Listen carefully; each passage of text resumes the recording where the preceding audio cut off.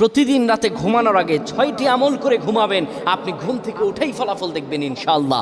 ঘুম থেকে উঠে আল্লাহর কসম করে বলে আপনি ফলাফল দেখবেন। ঘুমাবেন আপনি গুনার বোঝা নিয়ে, ঘুম থেকে উঠে আপনি নিষ্পাপ হয়ে যাবেন ইনশাআল্লাহ, কোনো গুনাহ থাকবে না। যদি প্রতিদিন আপনি ঘুমানোর সময় এই 6টি আমল করে যেতে পারেন, 3বার করে করবেন। 1 নম্বরে যে আমলটি করবেন, কালিমা পড়ে ঘুমাবেন।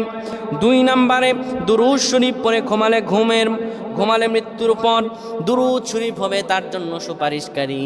দুরূদ শরীফ পড়ে ঘুমাবেন, দুরূদ শরীফ পড়বেন। 3 নম্বরে ঘুমের দোয়া পড়বেন।